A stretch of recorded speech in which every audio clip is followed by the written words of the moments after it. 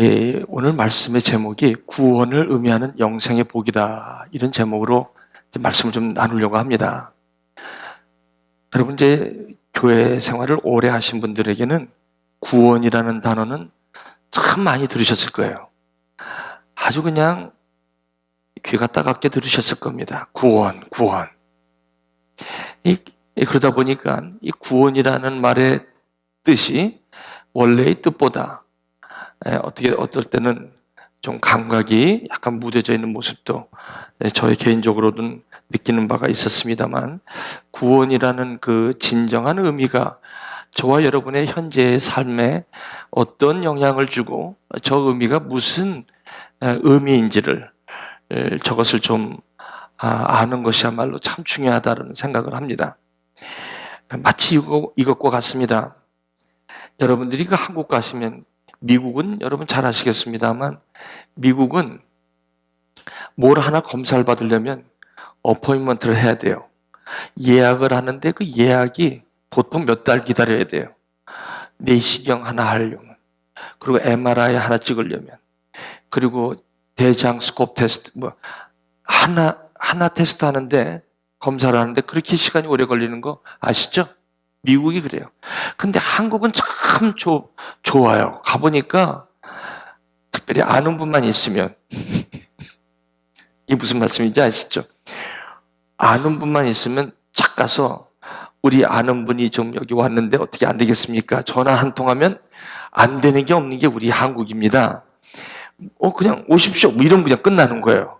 가니까 여기서 1년 내내 검사해야 할 그 모든 건강 진단이 딱 하루 만에 끝나더라고요.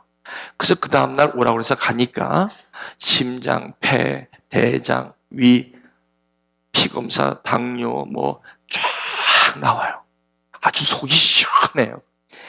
근데 그걸 갖다가 미국에 살려면 그렇게 또 비싸긴 또 굉장히 비쌉니다. 이게 보험이 없이는 안 되는데. 한국은 제가 보험이 없잖아요. 그런데도 굉장히 쌉니다. 그 정도라면 여기 내가 볼 때 몇만 불 나오겠는데, 그 가보니까 단돈 30만 원. 30만 원이면 얼마요? 300불.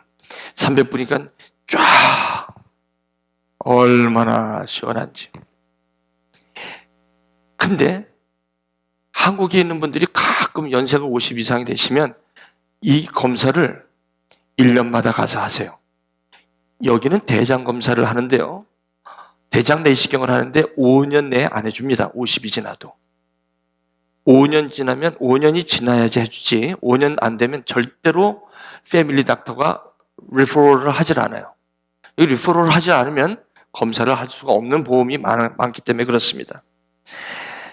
그런데 한국은 보통 1년, 2년마다 해서 폴립 같은 거 있으면 제거하고 그렇게 한단 말이죠. 그러다 보니까 한국 분들이 건강하세요. 제가 보니까 우리 그 병이 자리 잡을 새가 없어. 뭐가 좀 생기려고 그러면 그냥 잡아내니까. 그래서 오래 사시는 것 같아. 우리 미세먼지가 아무리 판을 쳐도 그냥 건강하세요. 한국만 갔다 오시면 건강미가 철저히 흠치. 미국은 공기도 좋은데도 이 한국에서는 그렇게 건강 진단을 한단 말이죠. 그런데 이 미국이나 한국이나 그렇게 좋은데도 건강 진단을 하는 걸 참 힘들어 하시는 분이 계세요. 그걸 이렇게 좀 따끔따끔해서 가려면 무슨 생각이 드냐면, 내가 이거 무슨 큰 또 선고 받는 것 같은 느낌? 두려워서 안 갈 때가 있어요. 갑자기 왜 그런 얘기들이 많이 생각나잖아요. 어떤 이웃이 누가 아무개가 글쎄 머리가 좀 아파서 갔더니 여기가 이상이 있더라. 이런. 그 남의 병문안 갔다가 자기가 저기 형님도 한번 오신 김에 검사를 한번 받아보시죠. 그래가지고 그냥 자기는 그냥 한번 그냥 온 김에 한번 받았다가 들어가가지고 아주 그냥 청청병력 같은 그런 소식을 듣고 오신 분도 가끔 있단 말이죠. 그게 불안한 거예요. 그래서 어떤 분들은 병원을 아예 가는 거를 싫어하시는 분이 있어. 이런 분이 있단 말이에요. 근데 그런 분들은 진짜 무슨 당이 자꾸 높고 그래가지고 한번 가보시라 그러면 그 병원 한번 가는 걸 그렇게 힘들어 한단 말이죠. 우리 신앙의 건강도 마찬가지예요. 신앙의 건강도 자꾸 신앙의 건강을 점검하고 해야 돼요. 그래갖고 우리가 이 바이러스가 들어오고 무슨 우리의 몸에 참 연약함이 이렇게 싹 트기 전에 그걸 조기에 발견하는 것도 참 중요한데 이 신앙생활에도 그게 중요하다는 거예요. 그 신앙생활에서 왜 그게 중요하냐면 이 구원이라는 것은요 마치 건강진단하고 똑같습니다. 건강진단이요 꼭 피검사를 한번 쫙 하면 다 나오잖아요. 그 피 안에서 모든 그게 다, 오늘 무슨 건강 세미나도 아니고, 제가 왜 이렇게 가는지 모르겠습니다만, 이해하고 들으시기 바랍니다. 구원을 제가 설명하려고 그래요. 그래, 피검사만 한번 하면 쫙 다 나오는 거랑 마찬가지로 이 구원에 대한 우리의 인식과 구원에 대한 확신이 우리 신앙생활 전부를 좌우하는 것도 사실은 과언이 아닙니다. 그렇기 때문에 교회는 마치 이 구원에 대한 뜻을, 구원에 대한 의미를 자꾸 말씀 속에서 선포해야 할 이유가 바로 여기 있습니다. 그리고 성경을 여러분 보시면 창세기부터 요한계시록까지 사실은 구원에 관한 이야기입니다. 다만 그거의 앵글이 다를 뿐이지 결국 들어가 보면 구원의 얘기입니다.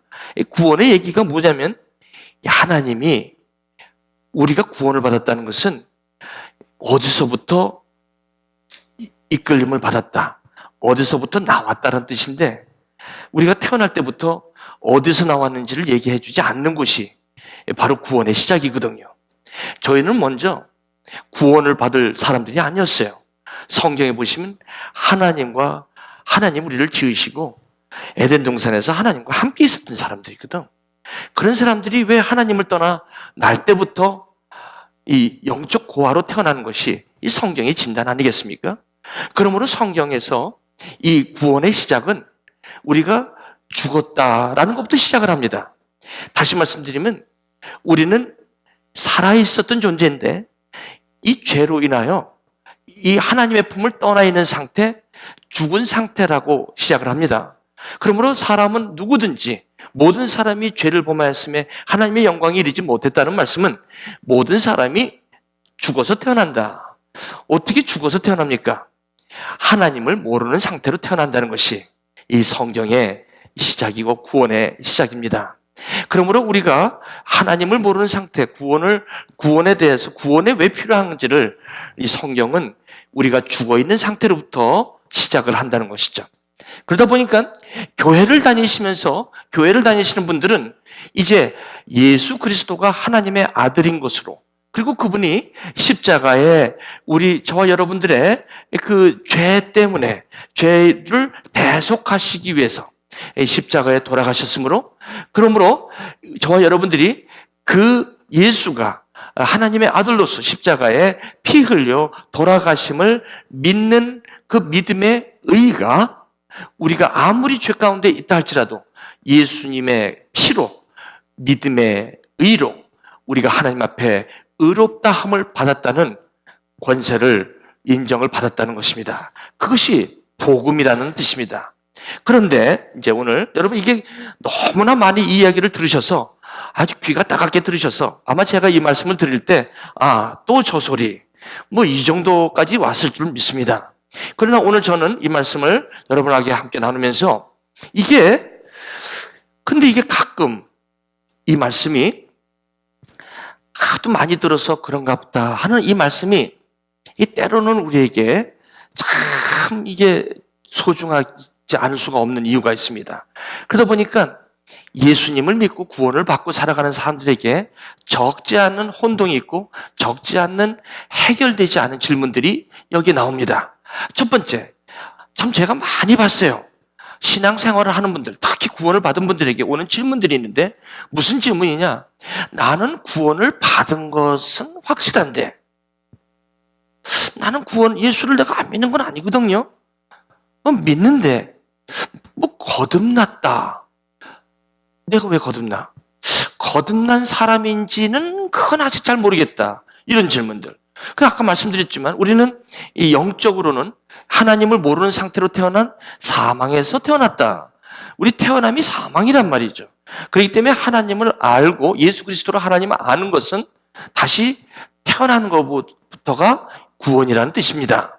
그러므로 모르는 하나님을 예수 그리스도로 말미암아 다시 알게 되고 그 알게 되는 것이 저와 여러분들의 노력이 아닌 하나님의 은혜로 성령의 능력으로 이것이 깨달아지는 그것을 구원이라고 하는데 이것을 알매도 불구하고 신앙생활을 그렇게 하고 아니 신앙생활이 뭐 처음 합니까? 날 때부터 신앙생활 한 사람 엄마의 손 아빠의 손을 붙들고 교회에 그렇게 가면서 주일학교부터 기가 따갑게 들은 저 소리를 그래서 20년 30년 믿고 있는데도 아직 저거에 대한 해답을 이게 확실하지 않은 거죠. 참 나이가 들어서 표현하지 못해서 그렇지. 그래서 이제 어떻게 사시냐면 아유 신학이라는 게 다 그렇지 이렇게 사는 거지 뭐 이렇게 살다가 이제 뭐 나중에 그 예수를 믿으니까 그 영원한 천국에 그냥 가서 있는 거지 뭐 그렇게 사는 거지 뭐 그렇게 저 박상춘 목사 저기 서갖고 저 사람 목사니까 저렇잖아 저 사람 말하는 거야 맨날 여기서 그냥 침을 크게 튀기고 그냥 막 저렇게 난리 치는데 저 사람 같은 사람 좀 특별한 사람이고 그냥 우리는 보통 이렇게 살아가는 거지 뭐 거기다 대고 구원이 뭐 어쩌고 그거 뭐 아유 그냥 건강하게 이렇게 아무 걱정 없이 그냥 자녀들을 그냥 편안하게 잘 있고 그러면 최고지 뭐 그러다가 천국은 이제 가기로 돼 있으니까 그렇게 생각하는 질문들이 있습니다. 두 번째 구원의 확신이 있어요. 그런데 왜 내 삶 속에서 그 구원을 받은 만큼 기쁨도 있고 성경을 보면 구원을 받으면 좀 기쁨도 있고 거룩한 삶을 산다고 그리고 정말 막 획가닥 변하더라고요. 보니까 아니 뭐 삭개오가 그냥 확 변하고 도대체가 아니 근데 왜 나는 저런 게 없지? 모태신앙이라서 그런가? 처음부터 아예 그냥 이게 물이 사사 올라오듯이 올라와서 차서 그런지 저렇게 드라마틱하게 이게 뭐 사울이 바울처럼 확 변한다든지 시몬이 베드로가 되는 것처럼 확 변한다든지 야곱이 이스라엘로 확 변한다든지 뭐 그런 거는 그렇게 없어요. 그냥 뭐 저렇게 근데 왜 이렇게 나한테는 이런 기쁨이 없고 그럼 뭐 내가 과연 이거 구원받았다는 게 이게 도대체 이게 무슨 뜻인지 내가 진짜 과연 구원을 받은 건지 안 받은 건지 이런 질문들이 있다는 거예요. 세 번째 아니 어떤 사람 왜 굳이 그 거룩한 삶을 살고자 그렇게 애써 아니 십자가의 예수님의 보혈의 피를 믿으면 대속함이라는 건 이 과거에 대한 죄에 대해서 자유함을 얻었고 죄사함을 받았고 앞으로 지을 죄까지도 다 죄사함을 받았다는데 뭐 그렇게 신경을 써. 죄 짓는 거 그거 어쩔 수 없이 죄 짓는 거 저 어쩔 수 없다는데 뭐 근데 이미 다 용서를 받았다니까. 천국행 보험은 저건 보험료도 맨날 안 내는데 저 보험은 싼 보험이네 어떻게 보면 저 보험은 그냥 어떻게 그냥 마지막 가면 그냥 가는 거야 저거는. 그러니까 뭐 저거 티켓 있는데 뭐 그렇게 굳이 그냥 막 열심히 그냥 막 이렇게 나와가지고 그렇게까지 뭐 살 거 뭐 있어. 누릴 거 누리고 세상도 좀 누리고 이렇게 편하게 살고 그러면서 이렇게 살아가는 거지. 그거 좀 내가 좀 거룩한 삶을 받으려고 스트레스 받아가면서 뭐 그럴 거 있어? 그러니까 그렇게 살면 되지. 아마 이 세 가지 질문이 저와 여러분들이 한 번쯤은 생각해 본 질문이 아닐까 싶습니다. 아니 저라고 저런 질문이 없었겠습니까? 다 있죠. 그러면 오늘 예배에서 왜 저런 질문을 오늘 들고 나왔습니까?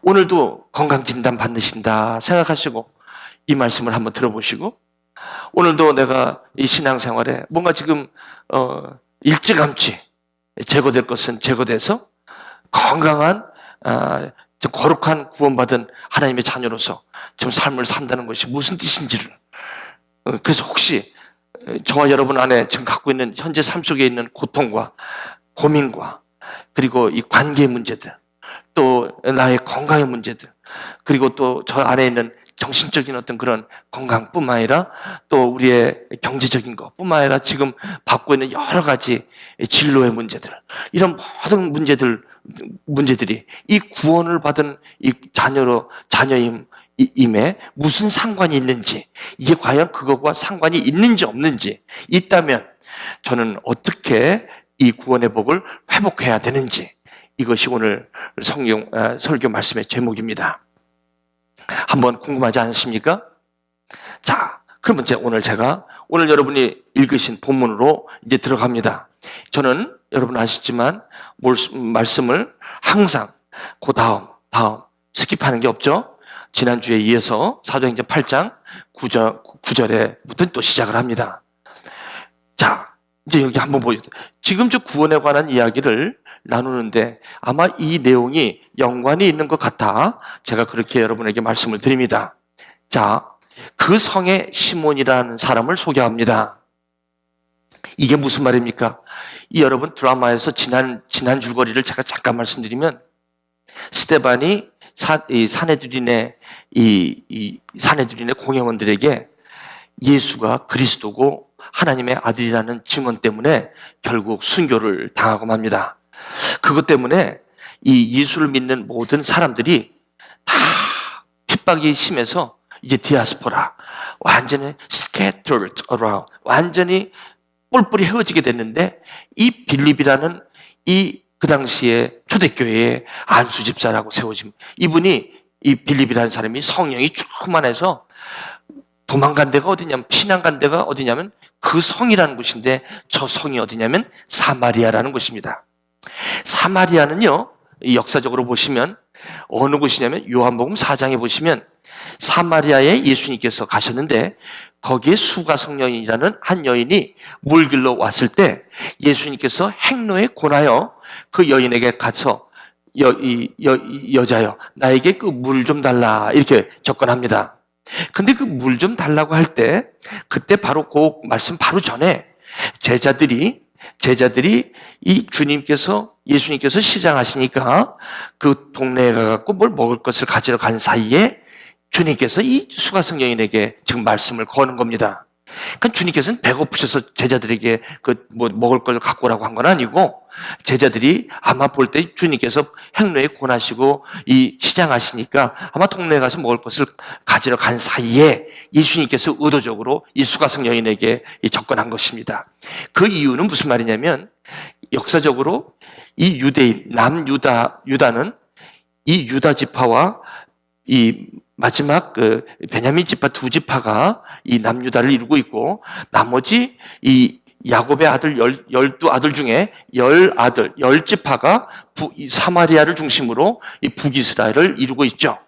이루고 있는데, 이 북이스라엘이라는 나라는 여로보암, 솔로몬의 아들 르호보암이 이 남유다로 가서 나라를 세우지만, 그것은 다윗의 족속으로, 그래서 이 복음이 사실은 남유다 쪽으로 이렇게 이 메시아닉 라인이 흘러가고 있죠. 근데 이 10지파로 된 이 북이스라엘은 이 여로보암이 솔로몬 왕하고 사실 사이가 안 좋아서 약간 이 구테타식입니다. 그래갖고 사마리아를 중심으로 나라를 세운 거예요.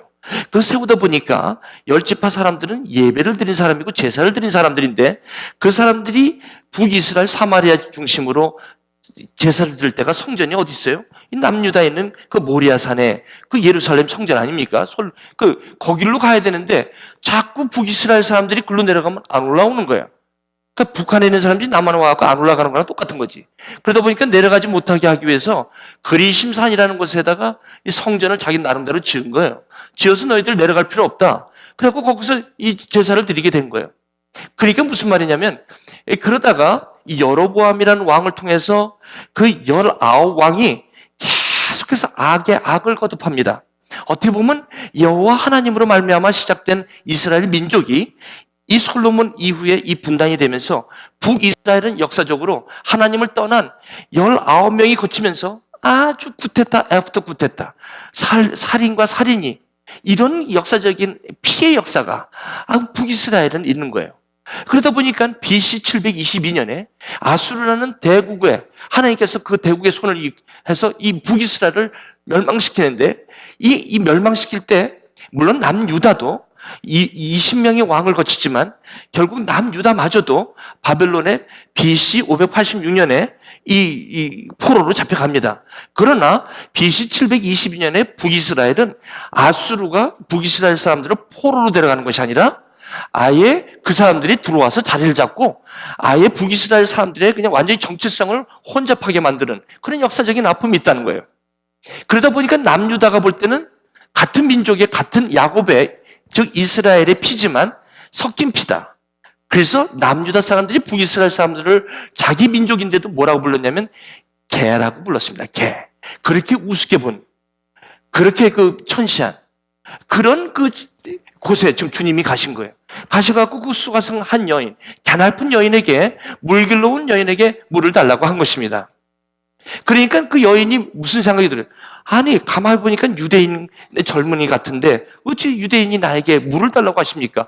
나를 개라고 취급하는 민족이 어떻게 저한테 지금 물을 달라고 말씀을 하십니까? 예수님께서 내가 지금 물을 달라고 하는 이가 누군지를 알았으면 오히려 나한테 물을 달라고 왔는데 당신은 지금 목마르잖아. 목말라서 여기 물길로 왔는데 내가 주는 물은 영원히 목마르지 않은 샘물이야. 그랬더니 이 자매가 오히려 그 물 좀 나 좀 주시오. 그 소리를 듣고 목말라 하는 걸 알고 예수님께서 내 남편 데려와라. 아니 이 양반이 물 달라 하더니 왜 또 내 프라이버시는 이렇게 어떻게 알아? 나 남편 없어. 5이 있잖아. 근데 그래 맞아 없지. 5이 있지만 다 남편이 아니지. 그랬더니 이 양반 쪽집게네.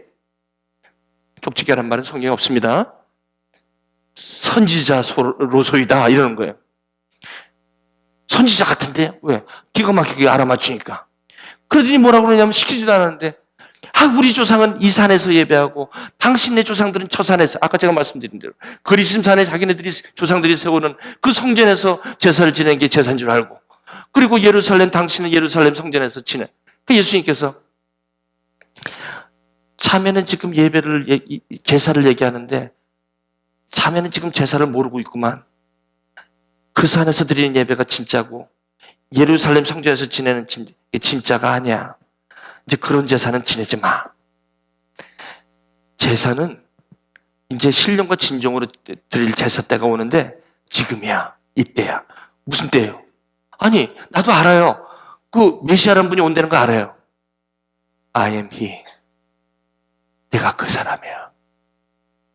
하나님께서는 오늘도 신령과 진정으로 예배하는 자를 찾는데 예배하는 자는 신령과 진정으로 예배하는 거지. 장로교만 가도 제사 있고 순공교회만 제사 있고 감리교회만 제사 있고 저기 침례교회만 제사 있고 이 산 저 산 다 필요 없어.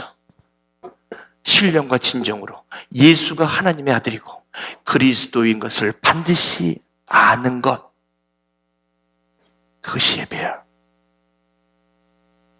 그때 이 수가성 여인이 이게 샘물이구나. 목마르지 않은 거야. 물을 길러왔던 물동이를 휙 던져버리고 누가 시키지 않은 자기 동네로 가서 그 얼굴을 바짝 들더니 Come and see. 와서 보라. I met Christ, Messiah, who is Jesus, Son of God. 이곳이에요. 그랬더니 갑자기 제자들이 벌레 볼 때 여기 이제 드세요. 그랬더니 주님께서 다 끝난 다음에 나는 배 안 부르다. 배 안 고프다. 누가 못 드실 것을 주셨습니까? 아니. 제자들아, 그런 말씀은 안 나와요. 내가 지금 먹는 것은 배가 고픈 게 24시간 먹을 양식이 없으면 또 먹고 또 먹고 또 먹고 하는 그 양식이 아니야. 내가 오늘도 목마르고 내가 오늘 배고픈 것은 이런 수가성 여인, 당신들, 제자들, 복음을 따라다니지만 복음이 모르는 제자들, 너희들이 배고파하는 게 아니야. 예수는 그렇게 3년 동안 그렇게 뻔질나게 쫓아다녀도 예수가 누군지 모르는 너희들이 배고파하는 그 양식이 아니야. 내가 주는 양식은 그 양식이 아니다. 내가 주는 양식은 하나님께서 나에게 맡기신 일, 하나님이 일하신 일에 내가 동참하는 일이야. 그게 내 양식이야. 그걸 먹어야 돼, 나는.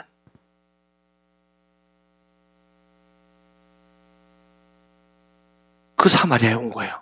그 사마리아에 지금 누가 왔어요? 빌립이 온 거예요.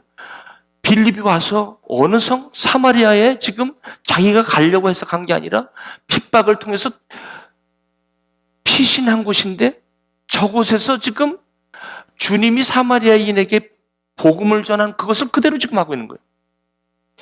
여기서 참 중요한 교훈이 있습니다. 보세요. 제자들은 예수를 따라다녔어요. 12제자들은 예수, 하나님의 아들, 그리스도를 쫓아다닌 사람도 이분이 예수님이고 그 예수님이 그리스도이고 살아계신 하나님의 아들이라는 것을 그 수가성 여인 그 사건도 몰랐어요. 물론 예수님께서 수없이 말씀하셨죠. 하나님의 나라에 대해서 계속 말씀하셨지만 제자들은 그걸 깨닫지 못했어요. 복음이 옆에 있는데도, 예수 그리스도가 옆에 계신데도 따라다녀도 못 느끼는 거예요. 그렇죠? 모르는 거예요. 여러분, 이거 깨닫는 것은 은혜입니다. 성령의 능력이 임해야 이게 깨달아지는 거예요. 이게 안 깨달아지는 거지. 왜? 성경은 이렇게 얘기해요. 아직도 성령이 임하지 않았기 때문에, 아직 그런 하나님의 능력이 임하지 않았기 때문이라고 얘기해요. 그렇지만 주님께서 너희가 세상에 환난을 당하나 담대하라. 믿는 자에게는 배에서 생수가 넘치리라. 그 당시에 있는 게 아니라 앞으로 임할 성령을 가리켜 말씀하셨다고 성경은 얘기하죠. 오늘 빌립이 가서, 이 빌립은 그 유대인 제자들과 같은 사람이었단 말이죠. 어떻게 보면. 그렇잖아요? 그래서 사마리아인만 보면 아주 그냥 인상을 찡그리고, 에휴, 저 사람은 이렇게 피해가고 저렇게 피해가는 사람이었단 말이에요. 근데 빌립이 구원의 복음을 들은 거예요. 이 복음을 듣고 뭔가 모르게 이 빌립이라는 사람 안에 뭐가 들어갔어요? 하나님의 성령의 능력이 들어간 거예요. 성령의 능력이 들어가면요, 이 성령의 능력이 들어가면 저와 여러분들이 생각하고 갖고 있던 이런 개념과 우리들이 갖고 살아왔던 모든 가치관과 이게 완전히 바뀝니다. 이건 속일 수가 없어요. 흉내낼 수가 없는 거예요, 이거. 성경은요, 보시면 두 가지 부류의 사람이 나오는데 완전히 업사이드 다운한 사람들이 많이 나와요. 스테반 같은 사람들. 그렇죠? 그리고 그뿐만 아니라 3,000명이 완전히 업사이드 다운돼서 복음을 들으면 완전히 폭발력이 다이나마이트, dynamis. 그런 다이나믹한 게 그게 오게 돼. 왜냐하면 하나님의 능력이 들어오기 때문에 우리의 삶이, 우리 질그릇이 보배가 들어오기 때문에 질그릇이 그대로 그냥 갑작스럽게 이 질그릇이 보배로운 질그릇을 바꾸게 돼 있어요. 이거는 흉내를 낼 수가 없는 겁니다. 이게 만약에 잘못된 거라면 이 성경 거짓말이죠. 그러니까 이 복음의 능력이 들어오니까 빌립이 예수님을 따라다니던 제자들은 오히려 예수님이 그걸 아니까 제자들이 없는 사이에 지금 그 수가성 여인에게 복음을 전한 거 아닙니까? 그런데 이 빌립도 마찬가지예요. 그런 사람이었는데 성령의 능력이 임하니까 이 빌립이라는 사람이 사마리아에서 복음을 전하는 거예요. 사랑하는 교우 여러분, 제가 부탁을 드립니다. 북이스라엘과 남유다는 피를 나눈 형제입니다. 형제인데 역사적인 아픔 때문에 저렇게 완전히 왼수가 되었어요. 여러분, 우리 관계에서도 왼수가 많습니다. 왼수가, 어디에 왼수가 가장 힘드냐면요, 이웃이 나의 원수가 되면 그거는요, 어떤 계기라도 쉬워요, 오히려. 그런데 부모와 자식, 자식과 자식, 형제와 자식, 형제와 형제, 원수 되잖아요? 안 봐요. 안 봅니다. 오히려 이웃이 원수 된 게 쉬워. 근데 각 형제나 피를 나눈 형제는요, 죽어도 안 봅니다. 오늘 이 말씀을 들으시는 분 여러분, 저 양반이 또 누가 어디 가서 또 내 얘기 들었어? 난 몰라요, 여러분. 이게 사실입니다. 우리 많은 사람들이 어디에서 원수지간이 많냐면 가정에서 원수지가 많아요.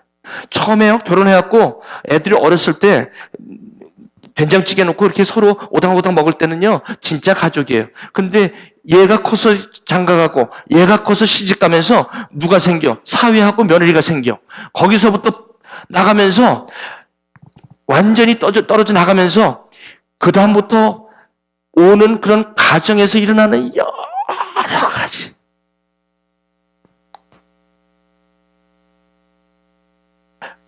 솔직히 말을 안 해서 그렇지 여러분 속으로 한번 확 뒤져보면 정말 이 사람도 그런 일이 있어. 당연한 거예요. 그 이상하게 여기지 마세요.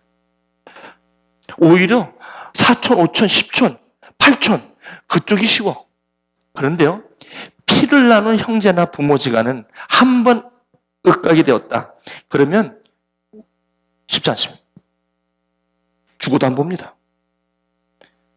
그 부분이 임종 전에 돌아가시기 전에 연락 와도 안 가. 왜 그런지 아세요? 이게 그렇게 무서운 거예요. 다시 말씀드리면 이거는 한 가지 방법밖에 없어요. 빌립처럼 복음이 들어가면 저게 돼. 북이스라엘과 남유다가 피를 나눈 저건데 저렇게 역사적으로 저렇게 왼수지간이 되는 저 아픔도 빌립 복음이 들어가니까 저를 찾아가는 거 보십시오. 사랑하는 교회 여러분, 구원을 받았다는 것은 아주 그냥 쉽게 말하면 구원을 내가 받았다. 우리 삶의 현장에 무슨 영향이 있습니까? 이거예요. 왼수가 화합이 돼버려.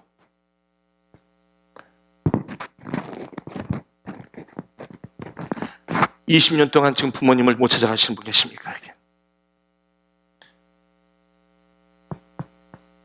압살롬이 예루살렘에 요압 장군이 오라고 해서 왔는데 아버지가 그 누이 다말을 보면 암논 자식을 죽였다는 압살롬이 그렇게 미워가지고 그 예루살렘에 온 지가 3년 됐는데도 안 보는 거 봐. 아들인데도 보고 싶으니까 안 보는 거야. 보고 싶을수록 더 안 보는 거예요. 그게 부모이기 때문에, 형제이기 때문에, 그 피를 나눈 거기 때문에 더 원수가 되는 거예요. 더 아픈 거예요, 그게. 그거를 고칠 방법이 없어요. 어떤 것으로 여러분 고치겠습니까? 그분이 돌아가시기 직전이라도 안 갑니다.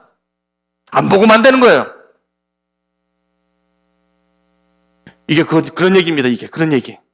뭐 다른 얘기가 아니에요. 나의 얘기예요, 나의 얘기. 여러분의 얘기입니다, 이게. 지금. 혹시 여러분 가운데 저는 그런 일이 없기를 바랍니다. 여러분의 삶 속에 그런 관계가 없기를 축원드립니다, 제발. 그러나 혹 여러분 그런 것 때문에 힘들고 그것 때문에 어렵고 고통 가운데 하루하루 한 해가 너무 오래된 세월이 쌓여 있으면 그것이 마음에 상처가 되고 이제 풀 수 없는 암덩어리가 돼가지고 항상 그것 때문에 이 햇빛이 있어도 얼굴이 노랗고 항상 뭔가가 생각하는 사람, 항상 뭔가가 남의 기쁨에 기쁜 것도 아니고 뭔가가 항상 그 마음속에 뭔가 짐이 가득 있는 사람.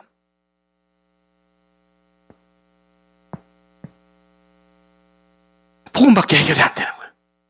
복음이 뭐길래 이게 해결되냔 말이에요. 복음이 뭔데 이게 해결되냔 말이에요. 그 복음이 뭡니까?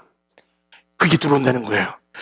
그러니까 여러분 사람이 변한다는 게 사람이 획가닥 변하는 게 왜 변해요?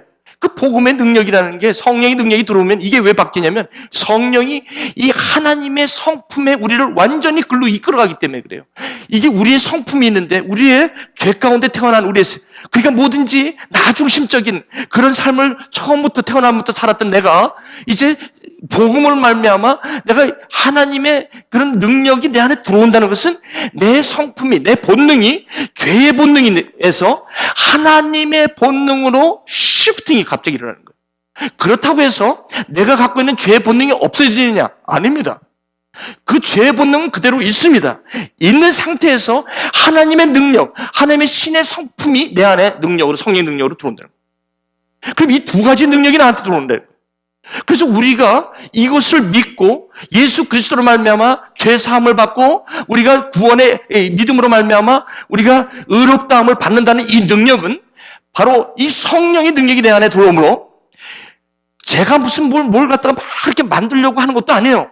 제가 뭘 이렇게 막 뭐 변해야지 해갖고 막 여러분 변하려고 목적으로 하면 벌써 변화는 끝난 것입니다. 내가 뭘 갖다가 내가 또 성화 좀 돼야지 성숙하게 살아야지 끝난 거예요. 그렇게 해서 성화되는 거 아니에요? 여러분 아시죠? 내가 뭔가 이렇게 나도 좀 거룩한 삶을 내가 좀 살아봐야지 소용없어요, 그거.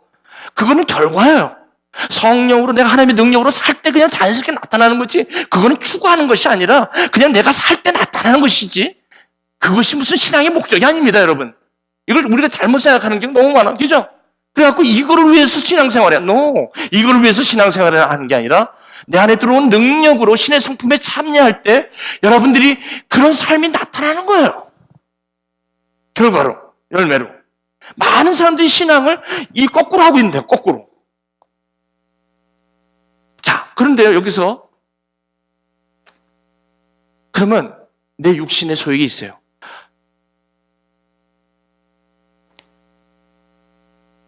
내 안에 그 두 가지의 속성이, 본성이 내 안에 존재하고 있음을 깨닫습니다. 그런데 그렇다면 우리는 이 하나님의 능력을 내 안에 이 신의 성품에 참여하는 이런 신의 성품이 내 안에 분명히 있음을 그걸 붙잡아야 돼요. 그걸 붙잡는 것은 저와 여러분들의 예배를 통해서 되는 거예요. 그것을 붙잡을 때 저와 여러분들은 저런 폭발력이 일어나는 거야. 저런 폭발력이. 저건 사실은 하면 되는 건데 저까지 가기가 그렇게 힘든 거예요. 왜? 우리의 본성이, 우리의 자존심이 절대 저걸 못하게 해요. 안 그렇습니까? 그러니까 신앙생활 이렇게 하시면서 첫 번째는 이런 성령의 능력이 지금 없기 때문에 없는데 신앙생활을 하다 보니까 예를 들면 엘리야가 사르밧 과부에 가서 가루 한 푼과 기름을 내놨다는 거야. 그걸 보니까 너무 감동스러워. 그러니까 자기는 죽어서 태어났지. 하나님 모르는데 다시 거듭남에 하나님의 능력이 들어와야 되는데 이게 없는 상태에서 그것이 너무 아름답거든. 그러니까 자기도 또 죽으려고 그래. 죽었는데 어떻게 또 죽어? 다시 살아야지 죽지. 복음은요, 죽은 데서 다시 사는 것입니다. 다시 살아서 십자가로 죽는 것입니다. 이거를 어느 정도 우리가 알아야 되죠. 이걸 모르는 상태에서 그냥 신앙생활을 무르듯이 그냥 이런가 보다, 저러면 저런가 보다. 그래서 누가 이러면 그 소리에 혹하고, 누가 또 이러면 혹하고. 그러니까 이 신앙이 완전히 왔다 갔다 하니까 이게 도대체 이게 확신이 없는 건 말이죠. 그러니까 이 신앙생활이 이게 도대체가 세월이 가도 뭐가 시원치가 않은 거야. 응? 그러니까 여기 이제 보세요.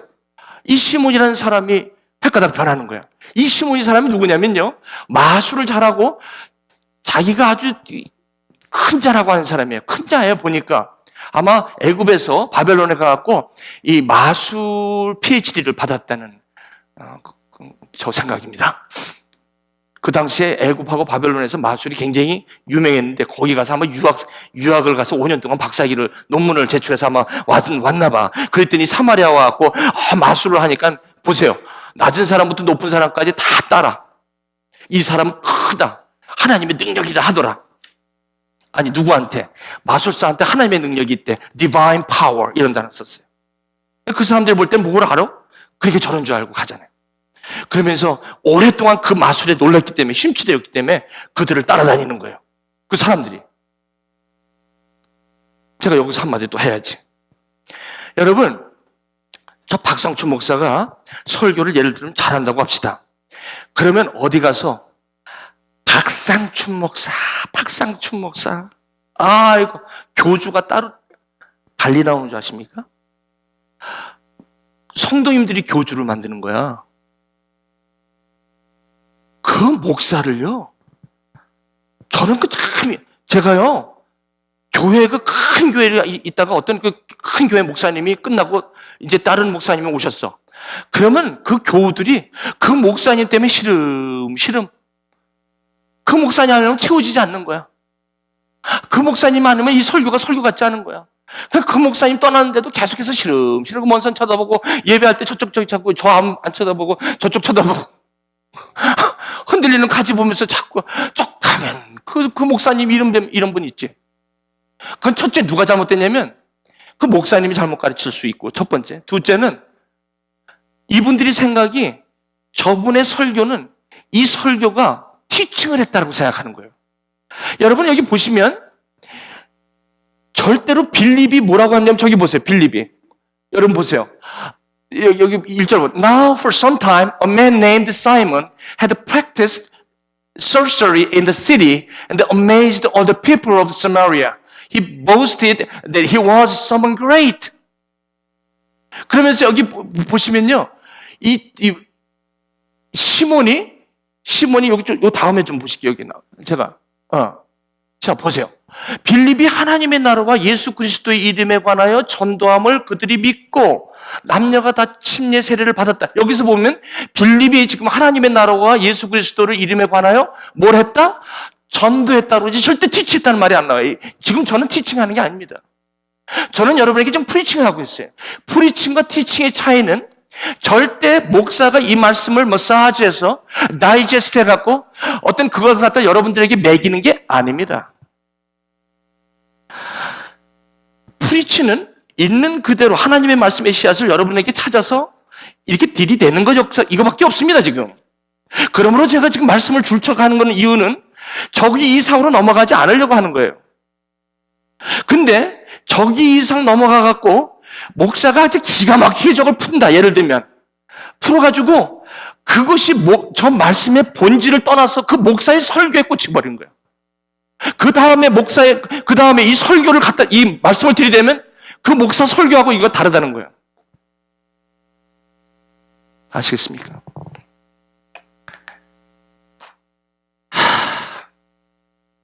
그래서 목사가 우상이 되는 거야. 그래서요, 이 목사 아니면 안 되겠다. 순복음교회 아니면 안 되겠다. 장로교회 아니면 안 되겠다. 감리교회 아니면 안 되겠다. 그리고 아무개 목사 아니면 다 틀렸어. 이렇게 되는 거지. 그 멀쩡한 목사를 완전히 교주로 만들어버린 거예요. 이거 하면 안 돼요. 박상춘 목사를 여러분들이 어디 가서 박상춘 목사 할 필요 없어요. 저는 그저 여기에서 말씀을 여러분에게 대언하는 정도의 사람이지 말씀을 잘하고 못하고 여기 가가지고 우리 교회 한번 와봐. 우리 교회 목사님 물론 이 길이 되는 거야. 목사들마다 틀리지만 않으면 되겠지. 어떻게 보면요, 말의 지혜가 좀 덜하면서 그냥 말씀만 쭉 하고 예배 20분 만에 끝나도 그게 오히려 더 진정한 예배가 될 수가 있습니다. 그렇지 않습니까? 그 보니까 빌립이 저렇게 말씀을 전하니까 이 시몬이 눈이 획한 거야. 왜? 이 하나님의 성령의 능력으로 이걸 받지 못하니까 빌립이 얘기하는 게 마치 빌립의 개인의 퍼포먼스로 알고 있었던 거지. 그래서 이 복음을 전했더니요, 그들이 믿고 남녀가 다 침례를 받았다, 세례를 받았다. 이걸 믿었다는 거예요. 저분이 믿었다는 겁니다, 지금. 근데 또 누가 믿었어요? 시몬도 믿었다. 여러분, 여기 중요한 단어가 믿다는 거예요. 자, 시몬이 믿었습니다, 지금. 여기 성경이 분명히 시몬 믿었다고 나왔습니다. 그래서 뭘도 받았어요? 침례도 받고 세례를 받았어요. 우리 여기 여러분, 우리 이 말씀이 우리에게 다 적용이 돼요, 지금. 그렇죠? 잘 들으셔야 돼요, 이 말씀. 그래서 시몬도 믿었어요. 저 믿었잖아, 저기. 믿었다고 해요. 영어로 believed. 그게 무슨 말씀입니까? 말씀을 이해됐고 받아들였다는 거예요. 믿었다는 거예요. 그 다음에.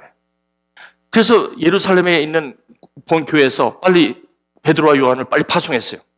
사마리아에서 복음이 전파됐다는 소리 듣고. 그래서 그들이 내려가서 그들을 위해서 성령 받기를 기도하니까 여기 보세요. 아직 한 사람에게도 성령 내린 적이 없다는 거예요. 어디에? 아니, 예루살렘에 성령이 오순 전에 벌써 성령이 임한 역사가 있는데 왜 아직 성령을 받은 사람이 하나도 없습니까? 사마리아에. 그 사마리아에 성령을 내리신 일이 없다는 건데, 그러면 어떻게 된 겁니까? 성령을 내리신 일이 없는데 이분들은 뭘 믿었다는 거예요, 여기. 그러면 이 믿는다는 게 믿을 때 성령을 받았냐는 질문이 이 사도행전 19장에 왜 나왔어요? 원래 믿을 때는 성령을 받게 돼 있죠. 왜? 믿는다는 것이 저 도를 받아들이는 것이 그것은 하나님의 능력으로만 깨닫게 되는 거니까 믿는다라고 할 때는 성령을 받았다는, 능력을 받았다는 것이죠. 그러나 많은 경우에 믿었다고 하면서 성령을 받지 못한 경우가 있다는 것을 지금 성령은 얘기하고 있거든. 그렇죠? 그래서 이게 뭐예요? 믿었다고 하는데 여기 보세요. 아직도 성령 내린 적이 없다는 거예요, 지금.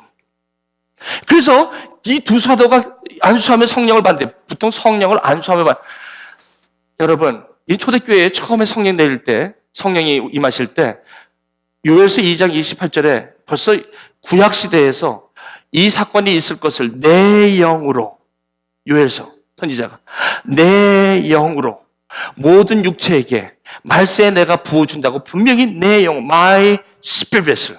그 요엘서 2장 28절이 오순절에 임하는 거 아닙니까? 그러면 그 성령을 받는데 지금은요, 말씀을 임하면 그대로 각 사람에게 임하는 거예요. 이게 무슨 안수에서 성령. 근데 이것을 또 잡아가지고 어떤 사람들은 안수를 한다고 그래갖고 처음 믿는 사람들 불러다가 시원한 이런 여름에 냉면, 얼음에다 그냥 칡냉면을 맛있게 해가지고 앉혀놓고 잘 먹인 다음에 다락방으로 올라오래가지고 믿음지 처음 온 사람 여기 그냥 올라갔더니 앉으라고 그러더니 은혜가 풍성한 하나님은 점점 빨라져. 믿는 자 말하면서 짝짝짝 이러다가 나중에 기도하는 거야. 아주 막 할렐루야 할렐루야 방언 박으면서 이렇게 막 한다고. 이런 또 행각들이 많아요, 여러분. 제가 이런 얘기 함부로 안 합니다. 제가 직접 경험한지라. 시험 받아버리는. 이게 뭐야 도대체? 여러분, 사도권에게 안수하면서 성령 받는 거는 성령이 있어도 성령은요, 믿는 자에게 그냥 하나님께서 직접 내려오세요. 각 사람 마음속에. 그 얘기 나오고. 시몬이 사도들이 안수를 성령 받는 걸 가만히 보면서 이 배운 게 좀 마술하면서 돈 번 거 아니에요. 그럼 이 시몬이 갑자기 그거 괜찮네. 내가 마술에다가 이거 안수하면서 성령 주는 거 이거 하면 돈벌이 괜찮겠다고 생각한 거야. 그래갖고 어떻게 된 거예요? 이르되 그 권능은 내게 좀 달라고. 누구든지 내게 안수하는 사람은 성령을 좀 믿게 해달라고. 이러는 거예요. 누가? 아까 믿었다는 시몬이. 그리고 침례 세례까지 다 받았던 시몬이 저러고 있는 거예요. 보시라고요, 여러분 말씀을. 베드로가 이르되 내가 하나님의 선물, the gift of God, 성령님의 선물을 돈 주고 살려고 생각하네. 이렇게 되는 거죠. 하나님 앞에서 내 마음이 바르지 못하니 내가 이 분깃의 관계도 없다. 이렇게 얘기하시는 거예요. 그러므로 나의 이 연약함을, 너의 그 악함을 회개하고 주께 기도하면서 이제 회개하라. 그랬더니 내가 보니까 네가 악독이 가득하다. 도대체 어떻게 돼? 아까 믿고 침례 세례까지 다 받은 시몬인데 어떻게 된 거죠, 저거? 응? 어떻게 된 겁니까, 저거? 그랬더니 시몬이 대답하여 이르되 나를 위하여 주께 기도하여 말한 것을 하나도 내게 임하지 않게 하소서. 시간이 이렇게 빨리 갈 줄 몰랐습니다. 맺겠습니다. 구원이 왜 중요합니까? 이 구원이 임하면 사람이 완전히 바뀝니다. 바뀌게 돼 있어요. 이것은 어떤 사람의 성품에 따라서 저 사람 안 바뀌고 저 사람 바뀌고 아니에요. 그러면 그건 하나님의 능력이 아니죠.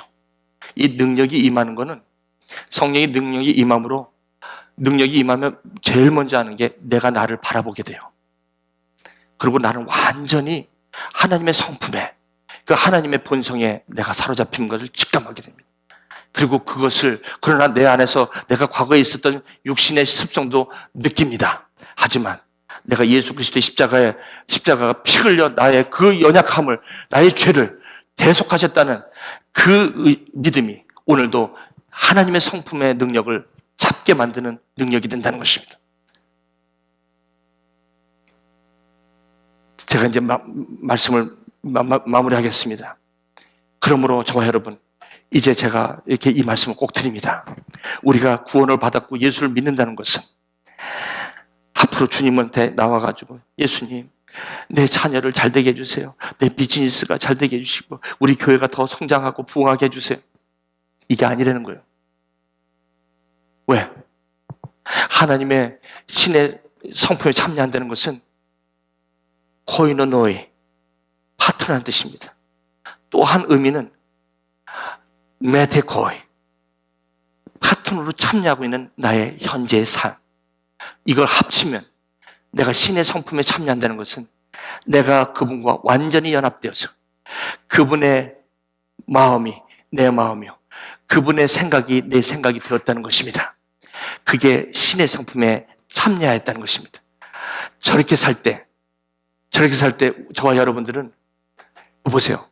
우리 안에 죄에 대해서는 죽은 자요, 그리스도 예수 안에서는 산 자로 하나님에게 산 자를 여긴다는 것은 내가 막 마음으로 막 그렇게 안 되는 걸 이런 게 아니라 내 안에 이미 주어진 하나님의 능력, 하나님의 본성, 그 성령의 능력으로 말미암은 하나님의 본성에 내가 거기를 붙잡는 것입니다.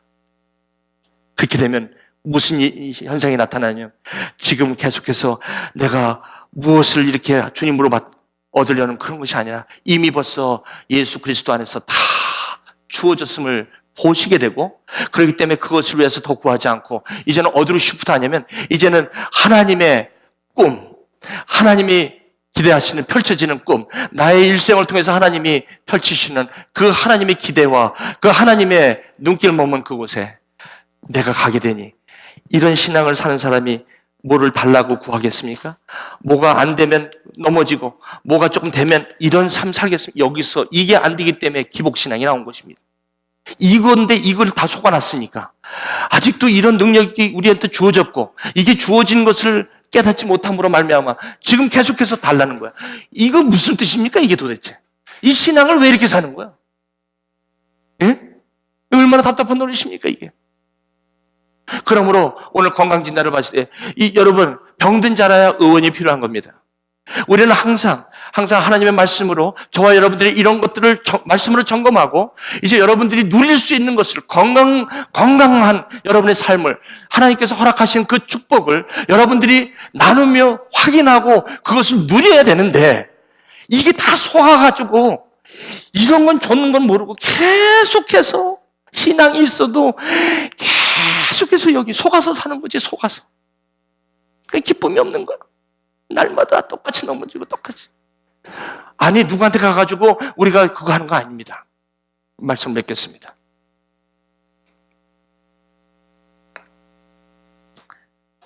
사랑하는 교회 여러분, 구원은 우리의 전부입니다. 신앙에서 구원이 전부입니다. 이건 시작이요 끝입니다. 구원의 복이 영원한 생명의 복이요, 이것이 하나님이 저와 여러분에게 함께 연합된 그런 영원한 영생의 복을 여러분의 삶 속에 누리시고 그것에 참여하시고, 그래서 어떤 상황 속에서도 속지 않는 여러분 모두가 되시기를 주님의 이름으로 축원드립니다. 금요 예배, 수요 예배는 욥기하고 로마서를 제가 할 예정입니다. 여러분 이 1시간 40분 갖고 이게 깨달아지겠습니까? 그러나 성령께서 하신다면 오늘 말씀으로 여러분들 깨달은 줄 믿습니다. 그분께서 하시면 이게 다 뚫린 줄 믿습니다. 혹시 오늘이 아니라면, 오늘 질문이 계시다면 그때 뵙도록 하겠습니다. 기도하시게요. 아버지 하나님 감사합니다. 이 분명한 사실과 하나님의 능력이 임했는데도 우리는 아직도 이 능력을 체험하지 못하고 있다면 주님, 오늘도 이 말씀을 통해 새로워지게 하시고 오늘도 주님께서 주신 그 보배의 그 본질을 깨닫고 우리의 삶에 정말 아버지 기쁨과 능력으로 살아갈 수 있도록 도와주시고, 특별히 아버지 하나님 우리 가족 가운데 여러 가지 아픔이 있다면 오늘 빌립처럼 저 복음의 능력으로 화해와 진정한 용서가 일어나는 그런 놀라운 하나님의 축복이 우리 모두 가운데 있게 하여 주옵소서. 예수님의 이름으로 기도합니다. 아멘.